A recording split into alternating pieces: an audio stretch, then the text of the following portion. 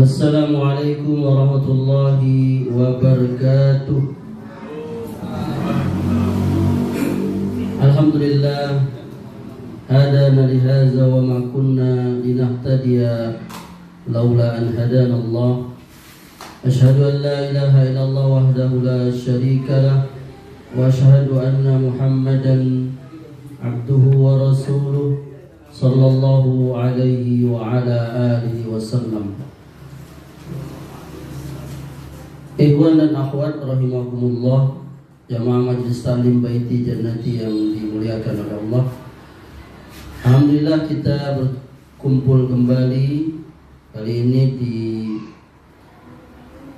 pekan pertama di bulan Mei 2025. Yang menjadi tuan rumah kali ini adalah Akhuna Rendra dan Halimah. Semoga kajian rutin ini memberikan keberkahan di dalam rumah tangga beliau, menjadikan rumah tangga beliau sakinah mawaddah warahmah, diberkahi dan anak-anak menjadi anak-anak yang soleh dan solehah, ditambahkan ilmu, diberikan kesehatan, ditambahkan rezeki yang barokah, dan Allah Subhanahu wa taala nanti mengumpulkan kita di surga. Amin ya rabbal alamin. Ikhwan dan akhwat dan anak-anak sekalian, kita lanjutkan pelajaran kita, yakni mulia dengan manhaj salaf. Kita masuk ke bab kedua, yakni dengan judul nama-nama lain dari salaf atau salafiyah. Salaf atau salafiyah memiliki nama-nama lain. Di antaranya yang pertama al-jamaah, yang kedua ahlus sunnah wal jamaah, yang ketiga ahlul hadis, yang keempat ahlul athar, yang kelima jamaatul muslimin, yang keenam al-firqatun najiyah, yang ketujuh at-taifah al-mansurah, yang kedelapan ahlul ittiba', yang kesembilan al-ghuraba. Ikhwan dan akhwat, generasi awal dari salafus soleh, yakni para sahabat ridwanullah alaihim jami'an, pada masa mereka itu tidaklah mereka itu memiliki nama, tidak ada gelar ataupun nisbat penyandaran yang membedakan mereka dengan firqah sesat yang ada pada mereka. Kenapa?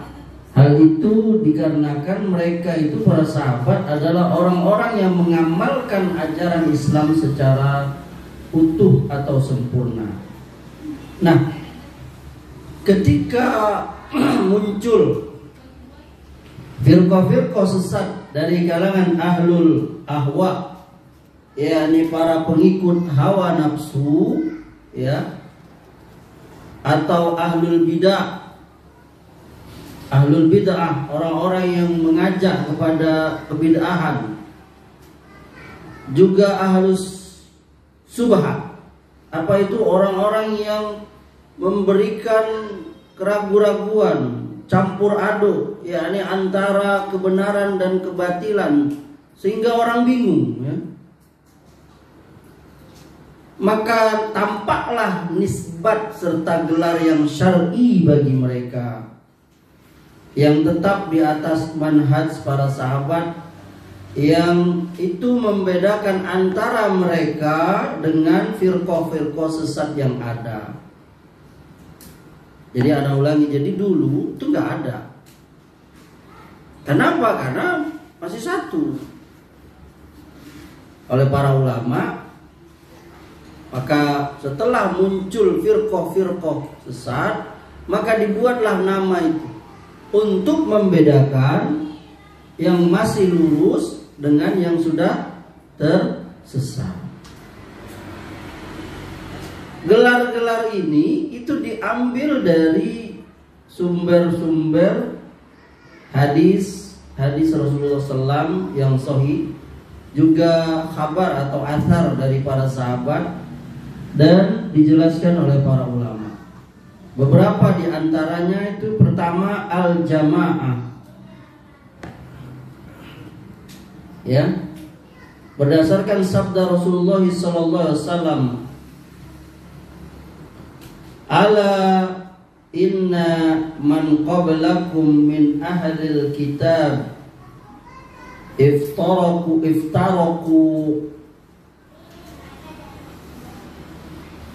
ketahuilah sesungguhnya orang-orang sebelum kalian dari ahlul kitab telah berpecah belah menjadi 72 golongan. Ya. Sintaini wa sab'ina millah. Wa inna hazil millata, sesungguhnya umat Islam akan terpecah menjadi 73 golongan. 72 tempatnya di dalam neraka, 1 dijanjikan surga. Disebutkan di sini, di sini wahiyal jamaah. Mereka itu adalah al-jamaah. Ini hadis sahih dikeluarkan salah satunya oleh Abu Dawud. Dari sahabat Muawiyah bin Abi Sufyan. Nah, ini dalil pernamaan al-jamaah. Yang kedua, jama'atul muslimin, jamaah kaum muslimin. Berdasarkan hadis Huzaifah ibnul Yaman radhiyallahu an, Nabi SAW beliau pernah bersabda, hendaklah engkau berpegang teguh atau bersatu kepada jamaah dan imam kaum muslimin. Nah, ya. Ini dikatakan oleh Al-Qadi Ibnu Abil Iz Al-Hanafi rahimahullah, al-jamaah ialah jamaah kaum muslimin. Mereka itu para sahabat dan orang-orang yang mengikuti mereka dengan baik sampai hari akhir. Yang ketiga, al-firqatun najiyah.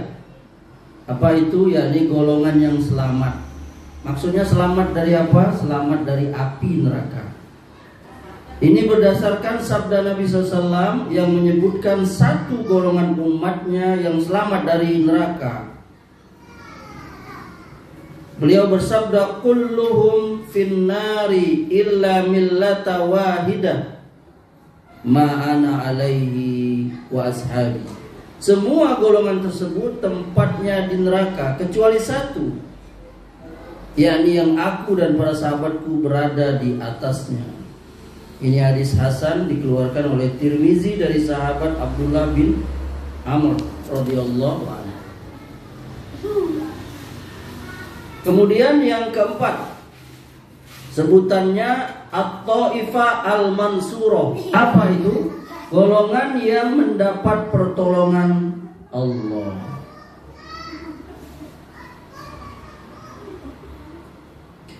Ini berdasarkan sabda Nabi sallallahu alaihi wasallam, "Iza fasada ahla Syam fala khaira fikum la tazalu ta'ifatum min ummati man nasurin la yadurruhum man khazalahum hatta taqumas sa'ah." Apabila penduduk negeri Sam sudah rusak, kata Nabi, maka tidak ada kebaikan pada kalian. Akan senantiasa ada segolongan dari umatku yang ditolong oleh Allah. Nah, ini At-Taifah Al-Mansurah, yakni golongan yang mendapat pertolongan Allah. Tidak akan membahayakan mereka orang yang tidak menolong mereka sampai hari kiamat. Ini hadis sahih dikeluarkan Ahmad dari Qurrah bin Ilyas. Ada juga nama-nama atau gelar yang dinisbatkan kepada mereka dengan sebab berpegang teguh mereka kepada sunnah Rasulullah sallallahu alaihi wasallam di hadapan ahlul bid'ah. Apa nama-nama itu? Yang kelima, salaf, Yang keenam ahlul hadis. Yang ketujuh ahlul athar. Yang kedelapan ahlus sunnah wal jamaah. Yang kesembilan al-ghuraba. Nama-nama dan gelar-gelar mulia ini berbeda dengan nama-nama dan gelar-gelar firqah-firqah sesat. Ana ulangi ikhwan, perhatikan, akhwat juga. Nama-nama dan gelar-gelar mulia nih yang kita sebut tadi, ada berapa tadi? Ada 9 minimal ya. Ini berbeda dengan nama-nama dan gelar-gelar firqah sesat, atau kelompok-kelompok sesat, atau gerakan-gerakan. Kalau kita lihat dari beberapa sisi. Pertama, bahwa salafiyah atau ahlussunnah merupakan nisbat atau penyandaran yang tidak pernah terpisah sekejap pun dari umat Islam semenjak terbentuknya manhaj nubuwah. Gelar-gelar ini mencakup seluruh kaum muslimin yang berada di atas jalan generasi pertama, yakni para sahabat, dan orang-orang yang mengikuti mereka dalam memperoleh ilmu dan cara memahaminya serta cara berdakwah kepadanya. Yang kedua bedanya itu bahwa ia mencakup seluruh Islam, Al-Quran dan As-Sunnah. Maka ia, yakni gelar ini, tidak dikhususkan dengan label yang menyelisih Al-Quran dan Sunnah, baik dengan menambah maupun mengurangi keduanya. Yang ketiga,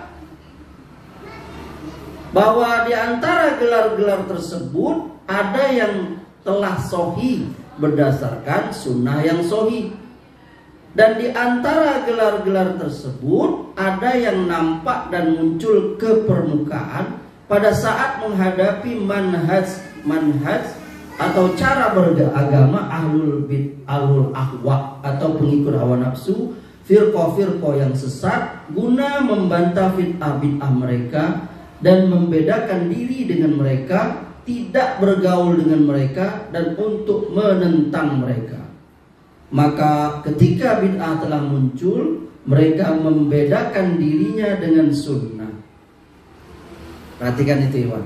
Ketika bid'ah muncul, mereka membedakan dirinya dengan sunnah. Oh, ini kalau kita praktekkan ini. Jadi ada di satu orang membuat bid'ah, kita membuat sunnah. Itu bedanya kita itu. Misalnya dalam kematian, ada bid'ah kematian ya kan? 1, 2, 3. Nah, tentu orang bertanya, sunnahnya apa yang sunnah itu? Paham nggak? Yang sunnahnya ini. Karena manhaj salaf atau al-sunnah wal jamaah atau yang 9 nama tadi, dia punya solusi. Ketika muncul bid'ah, dia memberikan solusi, yakni sunnah. Ketika ro'yu, apa ro'yu? Akal, pendapat akal semata dijadikan sebagai hakim, perhatikan, mereka membedakan diri dengan hadis dan asar. Lihat itu. Jadi ketika ahlul bid'ah atau orang-orang tersesat itu menjengkak seperti Mu'tazilah dan sebagainya dan orang-orang semacamnya, mereka menjadikan akalnya itu, ro'yu mereka sebagai sumber, sebagai hakim. Ini menurut saya nggak masuk akal. Nah, kita melawannya itu, kita menyebut kita itu karena kita berupaya untuk mengikuti, yakni dengan apa? Dengan hadis, lawan dengan hadis, dengan asar, riwayat. Dan pada saat bid'ah dan hawa nafsu menyebar di kalangan kaum kholaf, yakni orang belakangan, mereka, yakni insya Allah kita juga memasukkan diri ke situ, membedakan diri dengan petunjuk salaf. Nah, jadi ketika orang-orang khalaf mereka mengikuti bid'ah dan hawa nafsu mereka, kita membedakan diri kita dengan mengikuti salah. Nah, itu. Jadi dia selalu ada solusinya. Tadi lawan dari sunnah, yakni mereka untuk membantah daripada yang namanya bid'ah. Ketika akal didewakan, mereka muncul dengan hadis. Maka Ikhwan, biasakan diri kita kalau sudah dibaca hadis, ya udah nggak usah kita lawan lagi. Ya kan? Ada orang bilang kalau sudah khotib ceramah, nggak usah lagi sholat tahiyat masjid. Itu apa yang dia bicara tuh? Akalnya yang berbicara. Maka kita bukan menantang, bertanya, itu Anda berkata seperti itu, adakah hadisnya? Siapa tuh yang ngomong gitu? Adalah Ikhwan kita ya. Dia mau bertanya gitu. Nggak salah, dia salah kan? Enggak, siapa tahu si yang bertanya ini, fulan yang bertanya ini, siapa tahu ada hadisnya kan? Karena begitu, benar gak? Ini sanadnya dari dia nih. Rawi pertamanya dari Hasnul. Min Hasnul. Rawahul Hasnul. Insya Allah siko ya. Hasnul pernah bohong nggak aman tuh? Ada pernah ini nggak dia? Dalam muamalah ada nggak? Kalau dia pernah bohong, agak ini kita. Karena sebagai perawi hadis nggak boleh bohong. Doi itu bisa. Bahkan bisa maudhu. Insya Allah enggak lah ya. Ya kan? Nah dia enggak ini bertanya. Enggak boleh ya. Begitu. Matanya begitu kan? Bunyinya begitu kan? Enggak salah kan? Soalnya anak nukil juga nih. Rawi kedua nanti. Kita nih rawi kedua nih. Jadi yang rawi pertamanya 1. Nah, rawi tingkatan kedua banyak nih. Di sini aja 1, 2, 3, 4. Berapa di grup kita tuh? 15 orang kan? Rawi tingkatan keduanya 15 orang, bayangin. Nanti anak nyampein lagi tuh, ada situ, tuh apa lagi tuh kan? Sampai mana tadi? Sampai rawi kedua ya? Nggak salah dianya. Mana? Siapa tahu? Lalu dia lari bapak itu katanya. Karena Hasnul bilang, sedangkan ada hadisnya bahwa Nabi SAW pernah dalam khutbah, ada seorang laki-laki datang langsung duduk. Lalu Nabi mengatakan, kamu sudah sholat belum? Ya kan? Maka belum mau sholat, suruh tegak. Jadi Ikhwan, gak usah kita sifat dari Ahlussunnah, Salafi, Al-Ghuraba, Firqatun Najiyah, Sunni. Apa yang 9 nama tadi? Itu kalau datang Al-Quran, sabda Nabi, dia tidak lawan dengan perkataan siapapun. Pernah Ali debat dengan sahabat yang lain. Lalu sahabat yang lain itu bilang, ini perkataan Abu Bakar, Umar. Apa kata Ali? Aku menyampaikan perkataan Nabi Rasulullah, kalian melawannya dengan perkataan Abu Bakar, Umar. Coba lihat. Padahal Abu Bakar, Umar itu manusia terbaik sesudah para nabi dan rasul. Manusia terbaik sesudah nabi dan rasul para sahabat min muhajirin wa ansor. Yang terbaik di antara sahabat itu Abu Bakar, Umar nomor 2. Itu aja nggak boleh, Bang. Marah Ali. Aku menyampaikan perkataan Nabi, kalau lawan dengan apalagi hanya lawan dengan Eyang Anu, Mbah dari Banten, Habib itu, Ustadz Anu, Kiai itu, gimana tuh? Orang Muslim itu, apalagi Salafi, dia berhenti kalau Nabi sudah mengatakannya. Dan ada perkataan yang menyelisihi perkataan Nabi, dia ikut perkataan Nabi, walaupun dia sendiri. Nabi yang ngomong. Wah, ini berat nih Bang. Di tengah zaman sekarang ini orang main di retorika, melihat perkataanku bagus sekali. Padahal itu perkataan menyelisih perkataan ya kan? Betul nggak? Bagusnya, padahal itu perkataan menyelisih. Kemudian yang keempat, bahwasanya ikatan wala dan barok, mencintai dan musuhi bagi mereka berdasarkan Islam, bukan yang lain. Wala itu berkasih sayang, bertolong menolong, saling mencintai. Barok itu apa? Musuhan, berlepas diri, tidak membela. Itu harus jelas itu, Iwan.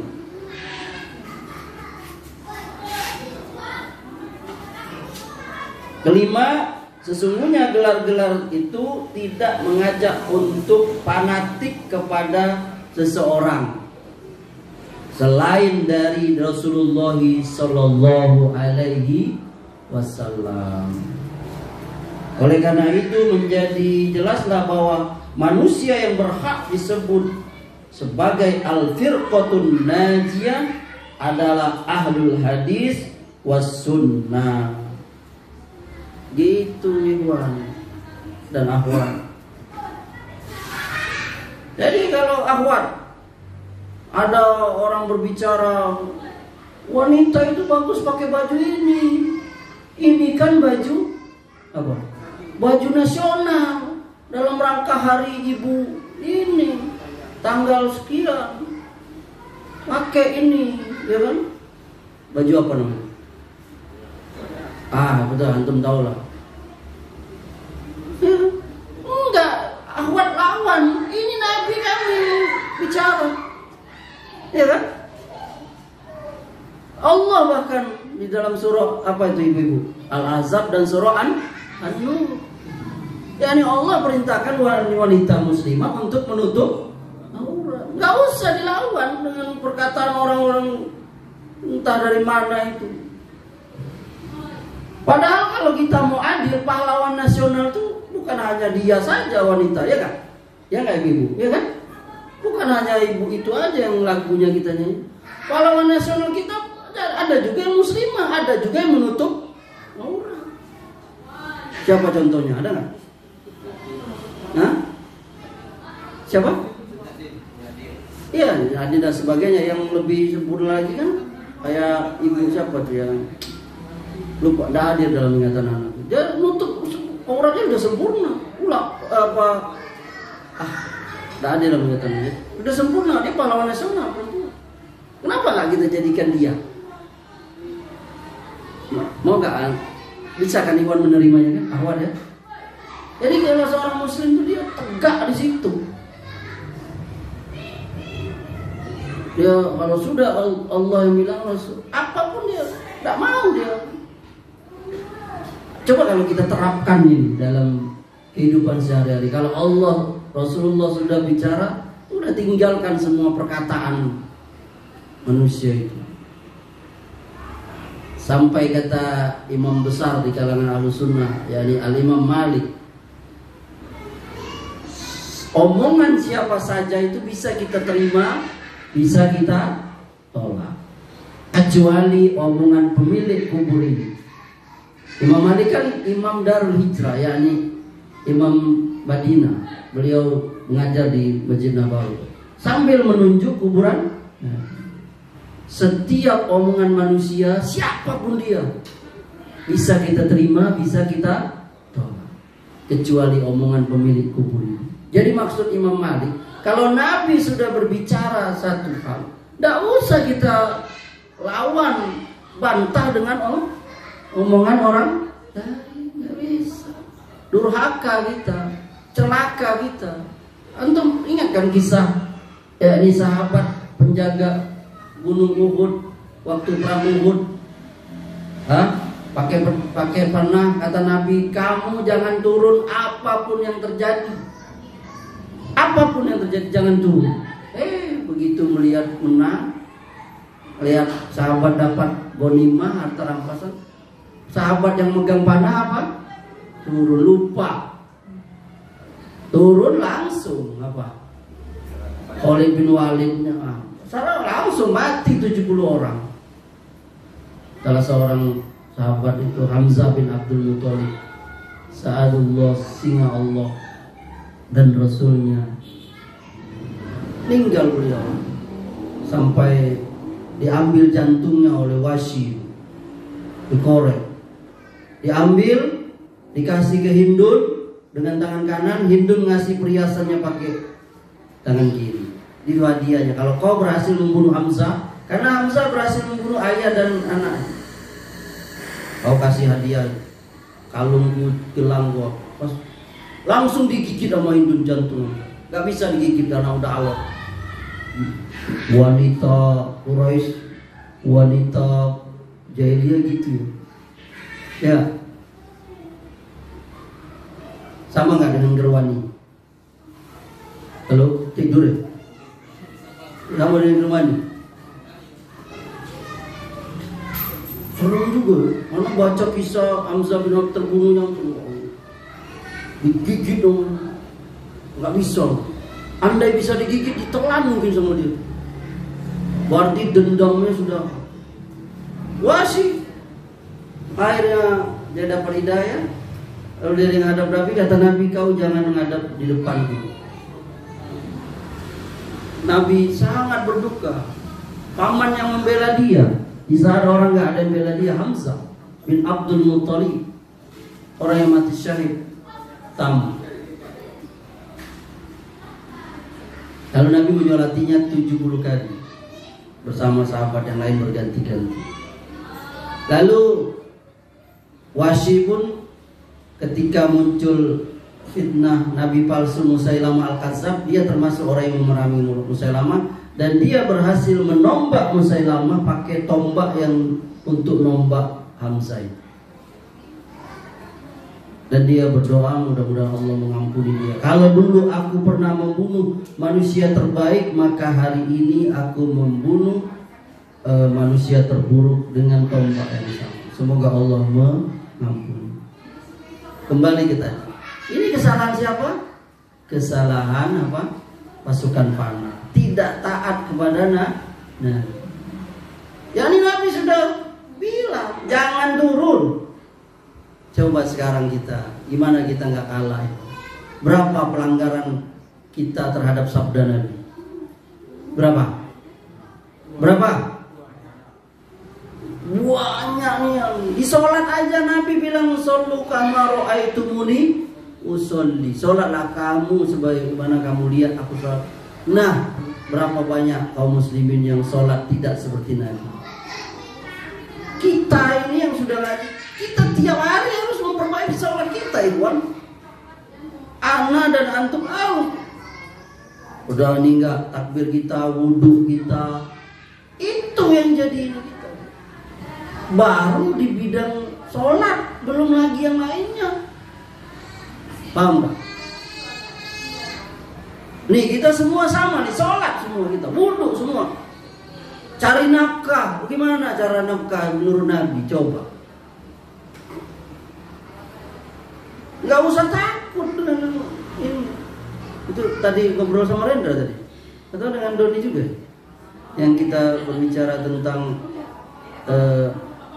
jangan takut untuk menegakkan syariat Islam tadi, yakni seperti Yopi yang membuat yakni kos-kosan tidak boleh menerima tamu yang bukan mahram. Itu ngobrol itu tadi. Di mana kita ngobrol tadi? Oh, di musola. Apa kita sampai bicara itu tadi? Lupa. Jadi jangan takut gitu. Dan memang resiko daripada kita, jangan takut dengan itu. Memang semua, lihat para sahabat dulu demi menjalankan perintah Allah hijrah dari Mekah ke Madinah, apa yang dibawa Iwan? Tinggal semua hartanya. Kita belum seberapa nih. Maka kalau ada Iwan kita yang dulu kafir lalu masuk Islam jadi udah susah, itu sudah sunatullah. Antum yang dulunya cara kerja cari duit enak, mungkin pakai AC apa segala macam, sekarang harus berkeringat ya begitulah. Ini untuk menguatkan kita, sesama kita menguatkan. Iya, jadi ustaz juga gitu. Dulu kalau sebelum kenal sunnah, ceramah dalam rangka hari apa aja terima. Kalau lagi acara Maulidan, wah, bisa tiap malam ceramah, bisa sehari bisa 2 kali 3 kali. Kalikin aja kalau amplopnya. Tapi sesudah itu, dan semua itu bukan hanya semua. Antum-antum yang dulu, ya dan ya, dulu mengambil uang dari mana saja, ya kan? Uang pergi keluar kota, pokoknya ambil aja. Jangankan yang subhat, kadang yang terang haram aja kita masih. Kalau sekarang kan takut. Jangankan yang haram, yang subhat aja tak. Tapi memang jadi ini, jadi kere. Makanya kalau kita sudah berumah tangga, semakin memperkuat. Istri memperkuat suami. Suami memberi pemahaman kepada istri. Kemudian yang keenam, bahwasanya gelar-gelar tadi tidak mengajak kepada bid'ah, berbuat maksiat, fanatik kepada seorang, dan tidak juga pada kelompok tertentu. Jadi karena memang namanya itu tidak diambil dari pendirinya misalnya. Kalau firqah sufi itu ngambilnya dari mana namanya? Dari pendirinya itu, ya kan? Dari nama pendiri firqah itu. Coba antum lihatlah firqah tasawuf sufi itu memberi nama thariqahnya itu dari pendirinya, pencipta itu, atau nama dari kesesatannya itu, seperti Khawarij itu kan.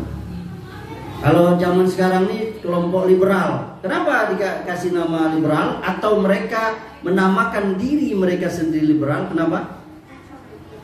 Karena memang mereka punya pikiran bebas.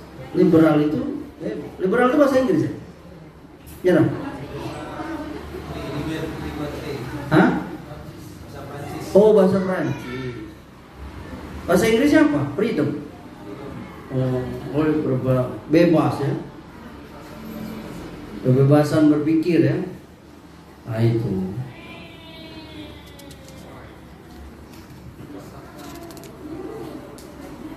Kemudian bab yang ketiga, keutamaan salafus soleh.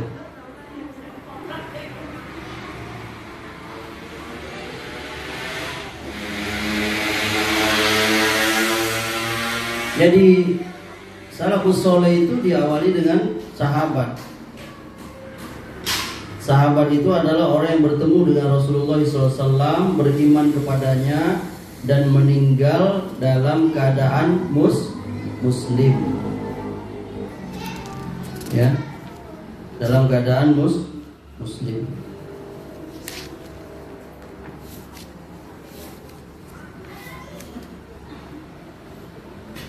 Al-Hafiz Ibnu Hajar Al-Asqalani mengatakan, pendapat paling benar yang aku pegang ialah bahwa sahabat adalah orang yang pernah bertemu dengan Nabi SAW dalam keadaan beriman kepada beliau SAW dan meninggal di atas Islam.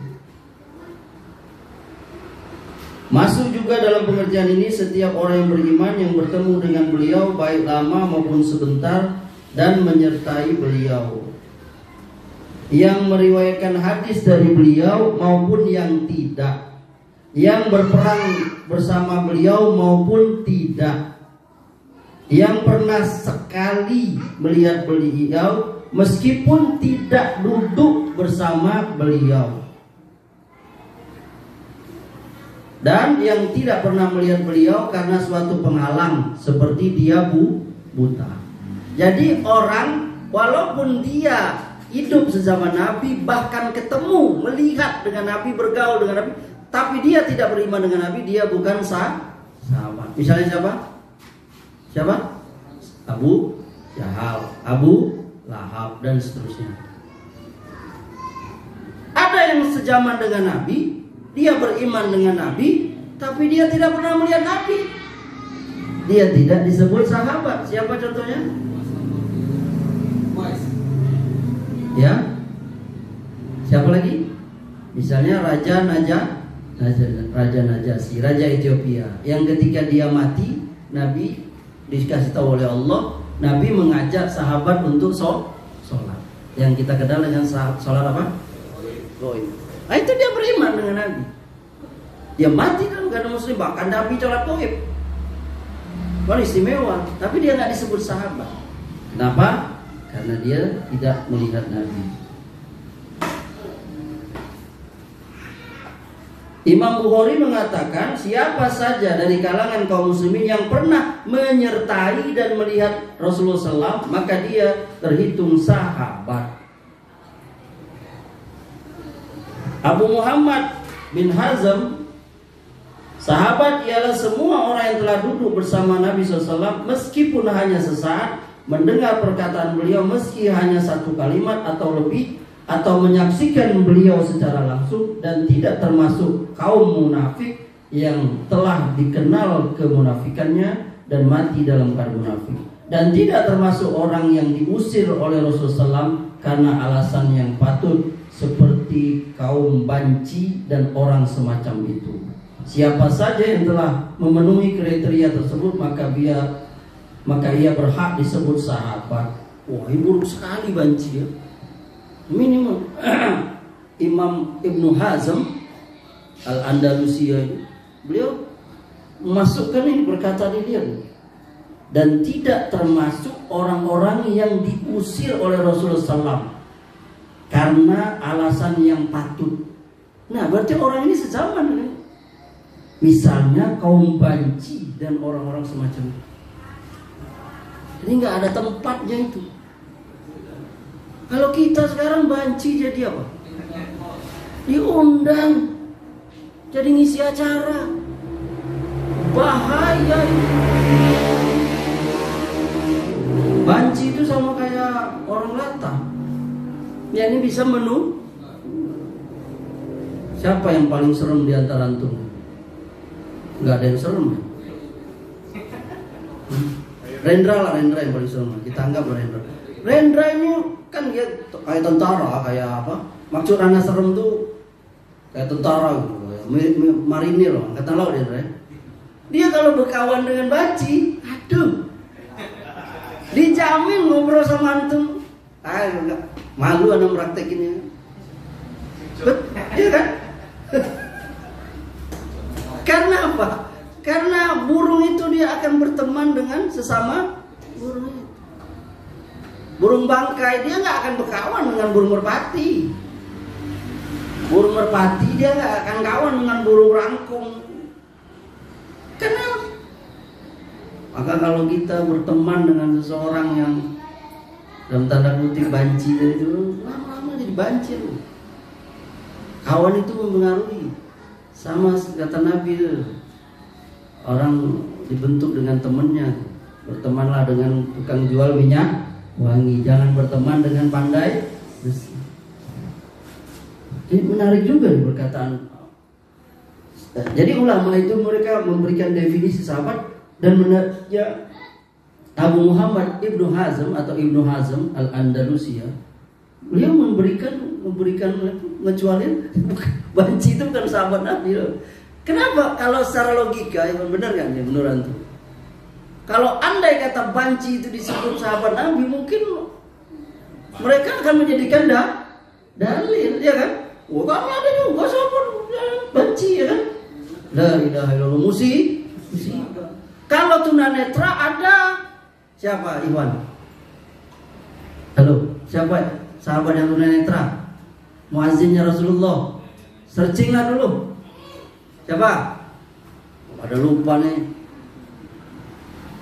10 orang lupa semua nih. Siapa? Per? Sahabat yang selain Bilal. Itu Abdullah bin Abi Mantul. Dia buta. Ada sahabat Nabi buta.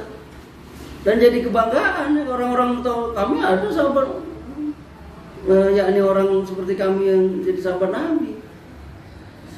Orang kulit hitam, kalau bahasa kita apa? Negro. Ada nggak yang jadi sahabat Nabi? Ada. Bila.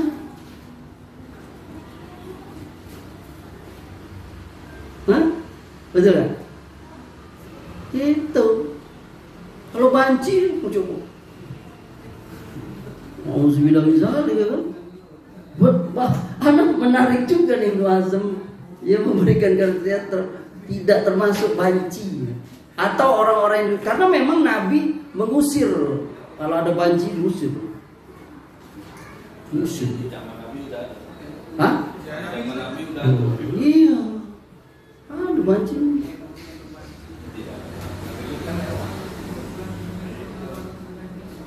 Itu banci itu harus diobatin. Antum kalau ada keluarga yang banci, jangan dibiarin. Sama kayak orang lata, jangan dikasih tempat, jangan diajak. Lata terus dia. Diajak supaya dia berobat. Banci juga, jangan malah ini. Mungkin dengan apa? Dan memang itu susah dia apa? Sembuh itu kalau dia tidak, apalagi dia bergaul sesama dia. Al-Hafiz Abu Umar Yusuf bin Abdullah bin Abdul Bar Al-Qurtubi yang terkenal dengan Ibnu Abdul Bar, dalam kitabnya sesungguhnya para sahabat tidak perlu kita bahas periksa tentang keadaan mereka karena sudah ijma' sepakat ahlul haq dari kaum muslimin, yakni orang-orang yang benar dari kaum muslimin, yakni Ahlussunnah wal Jamaah, bahwa para sahabat semuanya adil, terpercaya, ya. Dan selanjutnya banyak sekali yakni perkataan para ulama tentang para sahabat, semuanya adil, ya. Allah Subhanahu wa taala juga berfirman, Ikhwan, lihat di Quran itu surah Ali Imran ayat 110, kuntum khaira umma ukhrijat linnas ta'muruna bil ma'ruf wa tanhauna 'anil munkar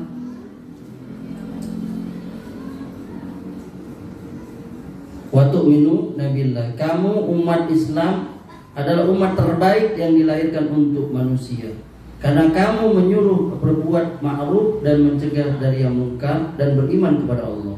Nah, ayat ini yang dimaksud dengan kamu di ayat itu, umat terbaik itu para sahabat.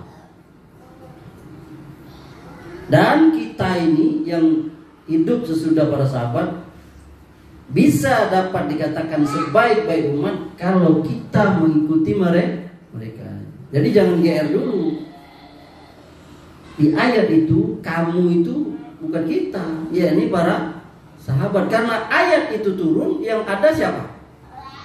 Makanya kuntum, kamu itu kamu, para sahabat.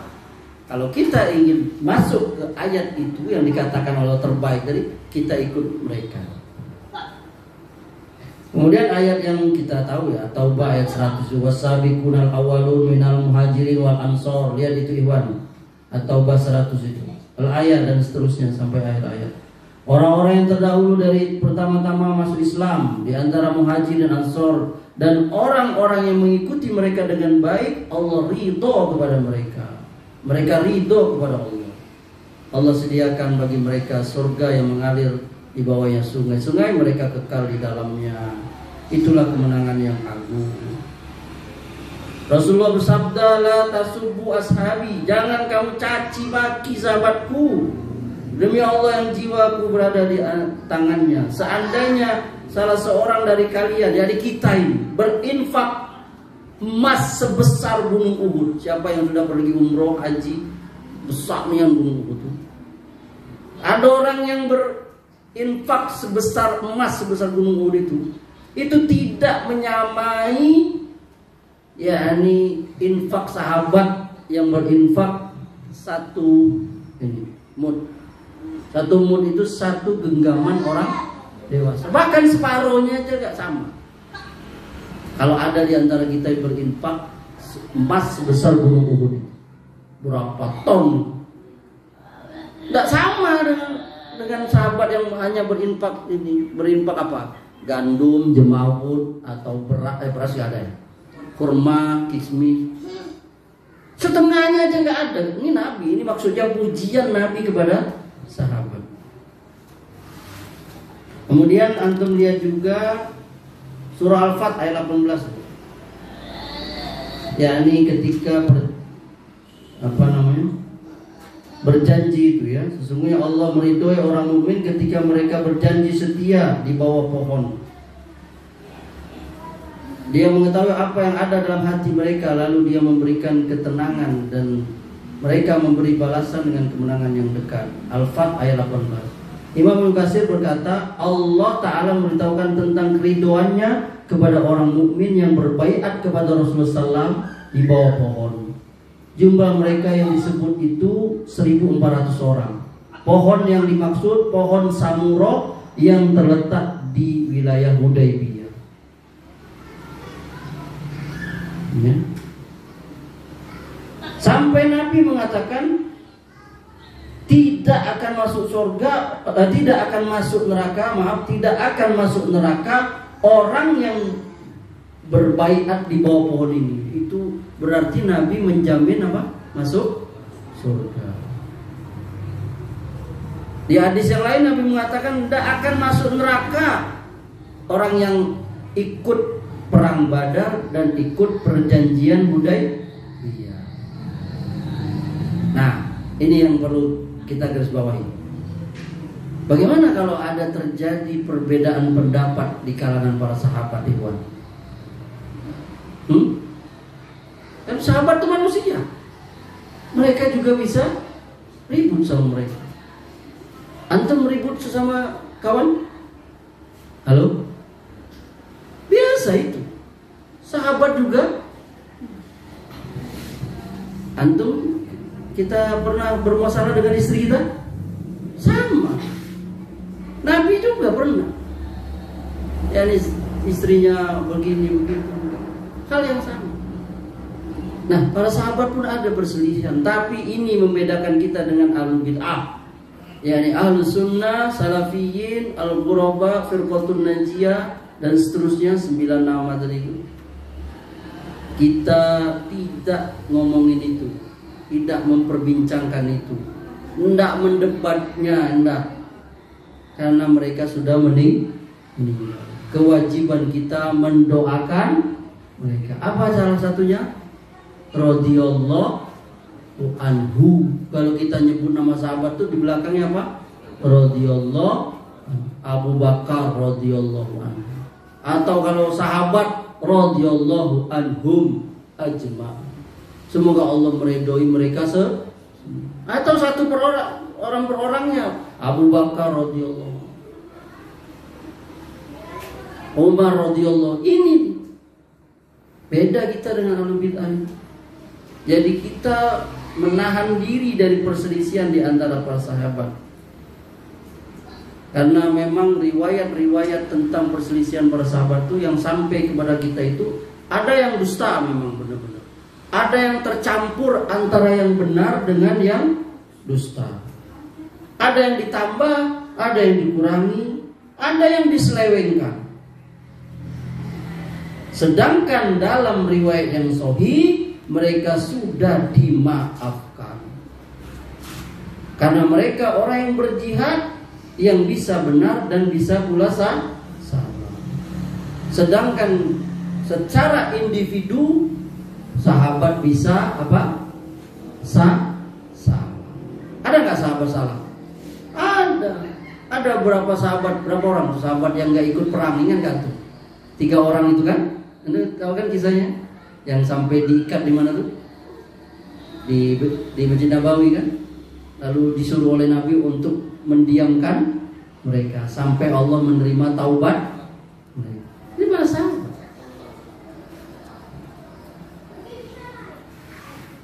Tapi kita meyakini bahwa